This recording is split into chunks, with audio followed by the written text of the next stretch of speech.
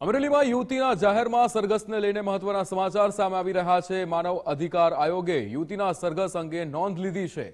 માનવ અધિકાર આયોગે સત્તાધિકારીઓની પાસે રિપોર્ટ માંગ્યો છે।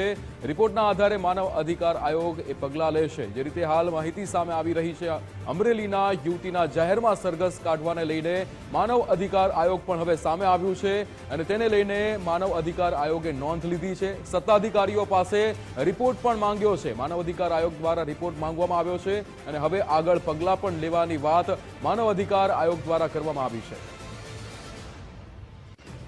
નિકુંજ જાની આપણી સાથે ફોન લાઈન પર જોડાઈ ગયા છે। નિકુંજ, જે રીતે હવે અમરેલીની આ ઘટના પર માનવ અધિકાર આયોગ પણ સામે આવ્યું છે અને રિપોર્ટ માંગ્યો છે। વિકાસ, અમરેલીની ઘટનાને લઈને માનવ અધિકાર આયોગ પણ હવે સક્રિય થયું છે। તેને પણ આ ઘટનાક્રમની નોંધ લીધી છે અને સમગ્ર રિપોર્ટ જે છે તે પણ માનવ અધિકાર આયોગ તરફથી માંગવામાં આવ્યો છે। માનવ અધિકાર પાસે આ રિપોર્ટ આવ્યા બાદ આ રિપોર્ટના આધારે માનવ અધિકાર આયોગ પણ પગલાં લઈ શકે છે।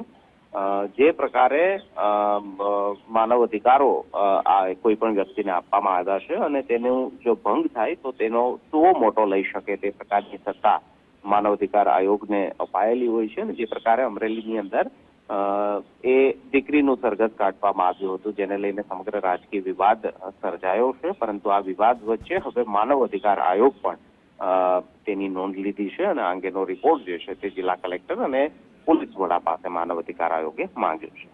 બિલકુલ નિકુંજ, સમગ્ર માહિતી સાથે જોડાવા બદલ આપનો આભાર।